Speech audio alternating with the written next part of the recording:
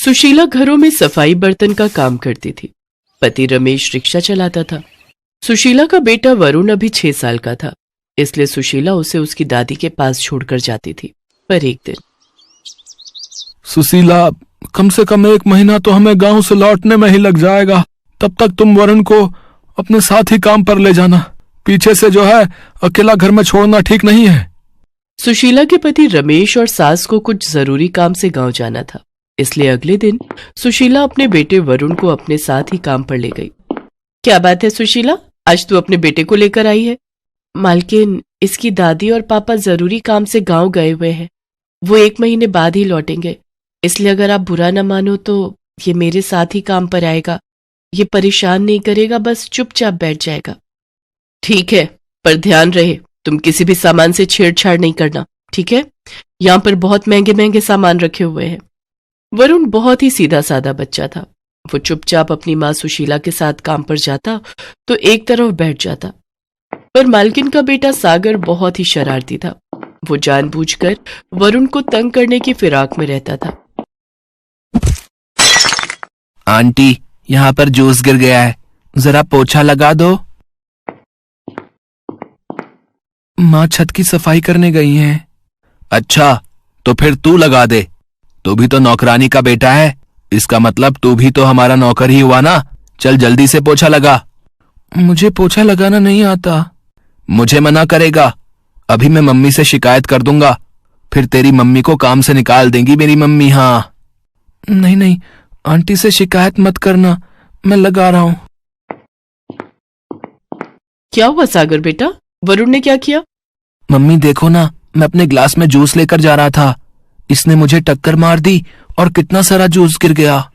Aunty, मैंने juice नहीं गिराया, वो तो सागर ने मुझे पूछा। अच्छा, झूठ बोलते हो? बड़ों से झूठ बोलने की आदत किससे सीखी? तुम्हारे हाथ में ये पोछा क्यों है फिर? इसीलिए ना कि मेरे देखने से पहले तुम जल्दी से ये जूस साफ कर दो। आइंदा से ऐसा किया तो बहुत पिटाई लगाऊंगी।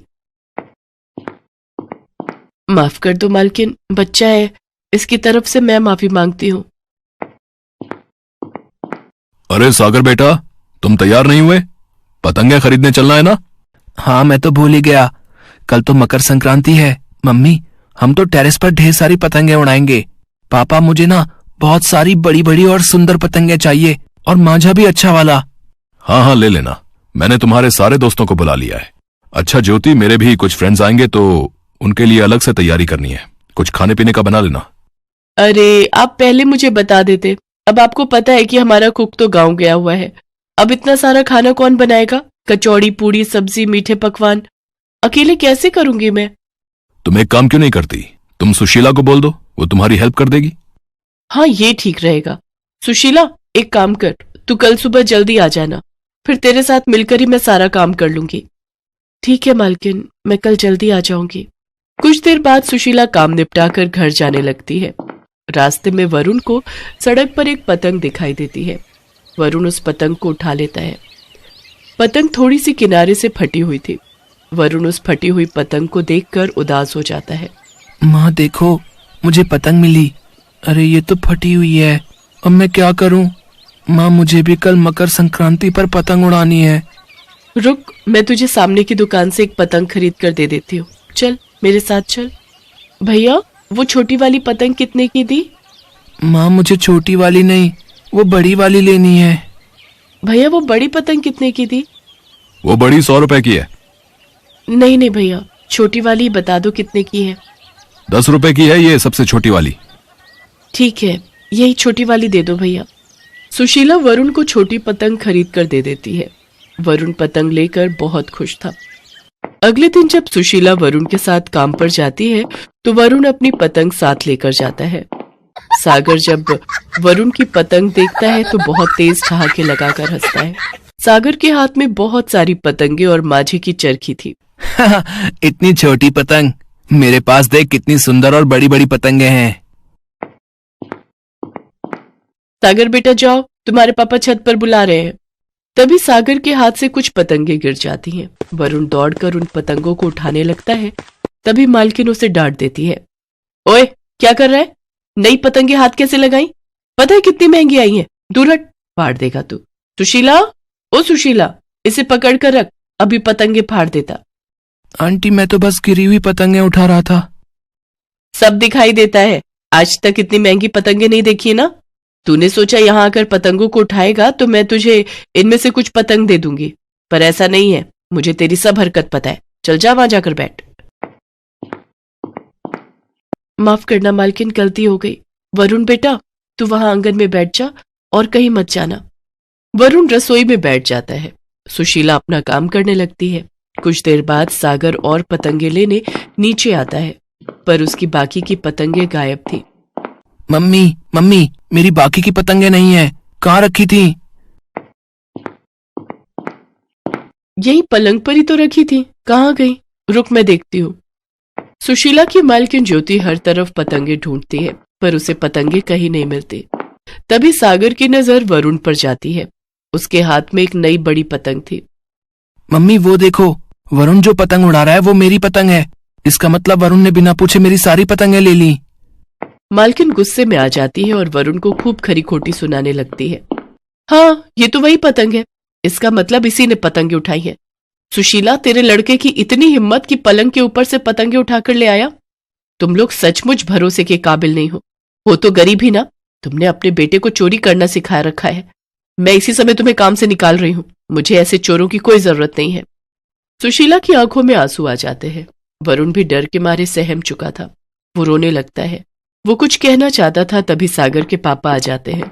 उनके हाथ में वही पतंगे थी जो गायब थी। क्या बात है वरुण बेटा, क्या हुआ? तुम रो क्यों रहे हो? और जो पतंग मैंने तुम्हें दी थी वो उड़ाई क्यों नहीं? आपने वरुण को पतंग दी थी, पर क्यों? ज्योति दुकानदार बेईमान था। उसने पतंग के बंडल में कुछ फटी हुई पतंगे रख दी थी। अब मेरी नजर तो तुम्हें पता है वो बहुत वीक है, तो मैंने देखा नहीं। जब से पतंगे लाए हैं बंडल ऐसे ही रखा हुआ था। वरुण ने मुझे बताया कि कुछ पतंगे फटी हुई हैं तो दुकानदार से बदल कर लाया हूं, वरना फालतू के पैसों का नुकसान हो जाता। दुकानदार भी दुकान बंद करके जाने ही वाला था। थोड़ा सा ही माल बचा था उसके पास, वो तो मैं समय पर पहुंच गया और बदल ली। उसमें से ये पतंग ठीक थी तो मैंने वरुण को दे दी। अपने पति की बात सुनकर मालकिन ज्योति बहुत शर्मिंदा होती है। सागर को भी अपनी गलती का एहसास होता है। सॉरी वरुण बेटा, गुस्से में आकर मैंने ना जाने तुम्हें क्या क्या कह दिया। सुशीला, हो सके तो मुझे माफ कर देना। नहीं नहीं मालकिन, आप ऐसे माफी मत मांगिए। चलो कोई बात नहीं, अब बात साफ हो गई ना। वरुण बेटा चलो, तुम भी हमारे साथ चलकर छत पर पतंग उड़ाओ। चलो सागर बेटा, सब लोग छत पर चलो, वेट कर रहे हैं सभी लोग। ओके पापा, चल वरुण। वरुण खुशी से हंस पड़ता है। उस बेचारे मासूम के चेहरे पर मुस्कान आ जाती है। वरुण सागर और उसके पापा के साथ मिलकर छत पर पतंग उड़ाता है। अपने बेटे के चेहरे पर खुशी देखकर सुशीला की आंखें भर आती हैं।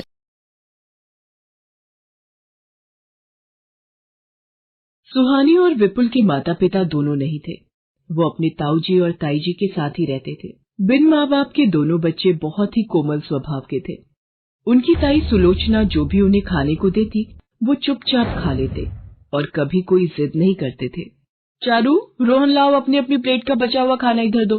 सुहानी और विपुल की प्लेट में परोस देती हूँ। पर माँ, ये खाना तो हमारा झूठा है। अब सुहानी और विपुल को हमारा झूठा खाना देंगी?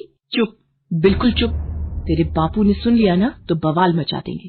तो ठीक है, हम बापू को एक शर्त पर नहीं बताएंगे कि आप हमारा जूठा खाना सुहानी और विपुल को देती हो।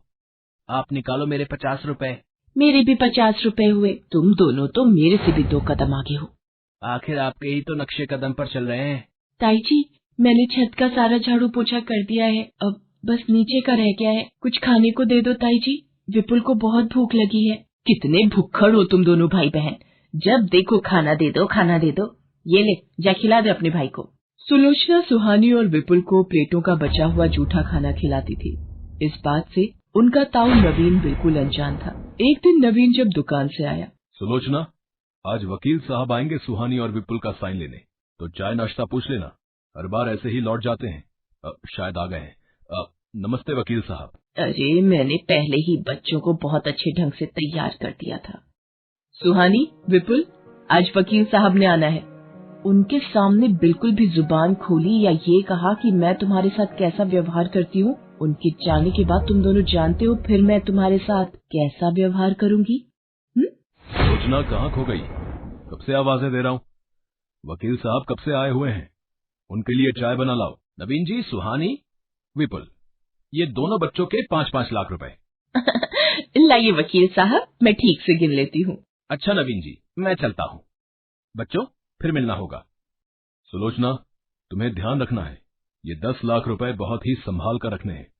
ये भैया भाभी की जमा पूंजी है, सुहानी और विपुल के काम आएगी। इतने सारे रुपए अगर मेरे हो जाए तो बस। सुलोचना अपने मन में नई योजना बनाने लगी। कुछ दिन बीत चुके थे। सुलोचना फिराक में थी कि किसी तरह वो 10 लाख रुपए उसके हो जाए। वो सुहानी और विपुल को रास्ते से हटाने का रास्ता ढूंढने लगी। एक सुबह, वकील, ये 10 लाख रुपए पकड़ा गया है। नवीन तो मुझे इन रुपयों में से एक फूटी कौड़ी भी नहीं देंगे। मुझे जल्दी ही कोई रास्ता ढूंढना होगा ताकि ये 10 लाख रुपए मेरे हो जाएं। नहीं तो नवीन सारे पैसे इन्हीं दोनों के लिए अपने पास रख लेंगे। आज मकर संक्रांति का दिन और बहाना है, यही सही रहेगा। सुलोचना, सुबह सुबह कहाँ जा रही हो? वो आज मकर संक्रांति का त्योहार है ना, तो बच्चों के साथ वो पास वाले मंदिर जा रही थी। सोचा खिचड़ी और तिल की मिठाई भी दान कर दूंगी।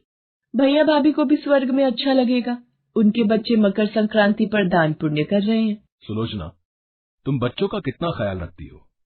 ठीक है, जाओ हो आओ मंदिर, और आराम से घूम कर आना। बच्चों, मैं साथ चलूं क्या, अगर कहो तो? जी आप दुकान जाओ, मंदिर में भीड़ होगी, हमें वहाँ देर हो जाएगी। सुलोचना बच्चों के साथ मंदिर निकल पड़ी। सुहानी सुलोचना से बोली, ताई जी, ये रास्ता तो मंदिर की ओर नहीं जाता, हम कौन से मंदिर जा रहे हैं? हाँ माँ, हम कौन से मंदिर की ओर जा रहे हैं? ये रास्ता तो जंगल की ओर जा रहा है। हम एक बहुत बड़े प्राचीन मंदिर जा रहे हैं, बस कुछ दूर और है। सुलोचना बच्चों को लेकर एक घने जंगल में पहुंच जाती है।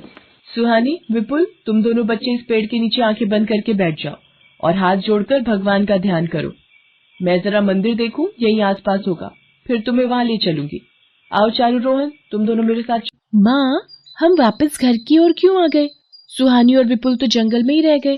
तुम दोनों अपनी जुबान बंद कर लो, और मुझे पता है तुम दोनों का मुंह कैसे बंद करना है। अगर तुम दोनों अपना मुंह बंद रखोगे तो मैं तुम्हें रोजाना के पैसे दूंगी, समझे? अब कुछ ही देर में शाम हो जाएगी और जंगली जानवर उन दोनों का काम तमाम कर देंगे। सुलोचना रोने का नाटक करते हुए घर पहुंचती है। सुलोचना, सुहानी और विपुल कहाँ हैं? और तुम रो क्यों रही हो?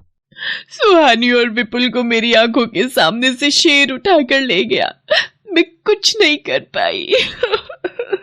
शेर उठाकर ले गया? पर कैसे? पता नहीं, मंदिर में भगदड़ मची, शेर आ गया है। मैं जितनी देर में संभल पाती, शेर सुहानी और विपुल को उठाकर घने जंगल में भाग गया। हे भगवान, ये सब क्या हो गया? उन मासूम बच्चों ने किसी का क्या बिगाड़ा था भगवान? नवीन फूट फूट कर रोने लगता है। सुलोचना मन ही मन मुस्कुरा रही थी। उधर सुहानी और विपुल हाथ जोड़कर भगवान का नाम ले रहे थे। तभी, बच्चों, इस घने जंगल में क्यों बैठे हो? और तुम्हारे माता पिता कहाँ हैं? हमें हमारी ताई जी यहाँ छोड़ गई हैं। वो बोल रही थी आज मकर संक्रांति है, इसलिए मंदिर में खिचड़ी और प्रसाद देना है। वो मंदिर ढूंढने गई हैं, फिर हमें ले जाएंगी। अच्छा अच्छा, तुम उस मंदिर की बात कर रहे हो जहाँ पर मकर संक्रांति का भव्य कार्यक्रम चल रहा है।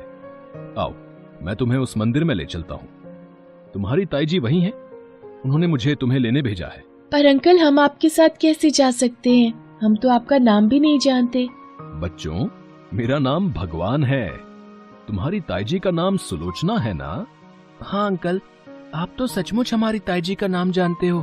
दीदी, फिर तो हम इन अंकल के साथ जा सकते हैं। ठीक है, आप हमें हमारी ताई जी के पास मंदिर ले चलो। वो व्यक्ति सुहानी और विपुल को मंदिर ले जाता है। ये लो बच्चों, तुम्हें भूख लगी होगी, तुम्हारे लिए खिचड़ी का प्रसाद। खिचड़ी तो बहुत स्वादिष्ट है दीदी। हमने तो बहुत दिनों से इतना स्वादिष्ट भोजन किया ही नहीं था। पेट भर कर खाओ बच्चों। और ये लो, ये मकर संक्रांति का प्रसाद और ढेर सारी पतंगे भी। आप भी पतंग उड़ाते हो भगवान अंकल? हाँ बच्चों, मुझे भी पतंग उड़ाना बहुत अच्छा लगता है। ये सारी पतंगे तुम रखो। ठीक है भगवान अंकल, हम इन्हें घर जाकर चारू और रोहन के साथ उड़ाएंगे। पर अंकल, ताई जी तो यहाँ है ही नहीं। वो तुम्हारे ताऊ जी को कुछ काम था, इसीलिए घर चली गई। आओ, मैं तुम्हें तुम्हारे घर छोड़ आता हूँ। दीदी, भगवान अंकल कितने अच्छे हैं। हमें मकर संक्रांति के त्योहार पर कितना सारा सामान और पतंगे दी। हाँ विपुल, पता है भगवान अंकल, हमने ऐसी मकर संक्रांति कभी नहीं मनाई। बच्चों, अब तुम हमेशा ऐसे ही खुश रहोगे। अच्छा, तुम्हारा घर आ गया है। मुझे मंदिर में बहुत काम है ना, तो मैं वापस जा रहा हूं। आप फिर मिलने आओगे ना? अरे, मैं तो हमेशा तुम्हारे साथ ही तो रहता हूं। जब भी मुझे बुलाओगे मैं आ जाऊंगा। उस व्यक्ति के जाने के बाद सुहानी और विपुल घर के अंदर जाते हैं और सुलोचना से जाकर लिपट जाते हैं। ताई जी, अकेले जंगल में हमें बहुत डर लग रहा था। अच्छा हुआ आपने उन अंकल को हमें लेने जंगल में भेज दिया। ताऊ जी, ये देखो हमें उन अंकल ने कितना सारा सामान दिया। चारू, रोहन, ये देखो पतंग भी दी। मेरे बच्चों, तुम सही सलामत हो। मैं तो सोच रहा था, पर कौन से अंकल ने तुम्हें ये सब दिया? ताऊ जी, उनका नाम भगवान था। सुहानी और विपुल सुलोचना और नवीन को सारी बात बताते हैं।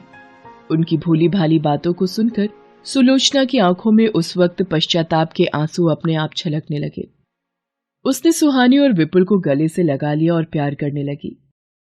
इनकी रक्षा तो स्वयं भगवान ने की। हे प्रभु, मुझे माफ कर दो। मैं इन बिन माँ बाप के अनाथ बच्चों के साथ पैसों के लिए इतना बड़ा अपराध करने जा रही थी। सुहानी, विपुल, मेरे बच्चों, तुम ठीक हो ना? रोहन, ये माँ ही है ना? पहले तो इन्होंने कभी सुहानी और विपुल को प्यार नहीं किया। चारू, सुहानी और विपुल हमारे भाई बहन हैं। देखो, उन दोनों ने अपनी सारी पतंगे हमें दे दी। वो दोनों बहुत अच्छे हैं।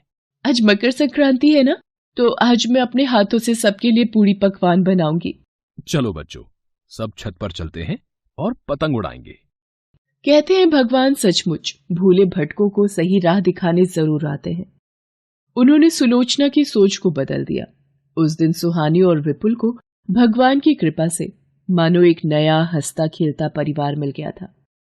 उनके चेहरे की खुशी मकर संक्रांति के दिन मानो आसमान में उड़ती पतंग की तरह खिलखिला रही थी। Thanks for watching.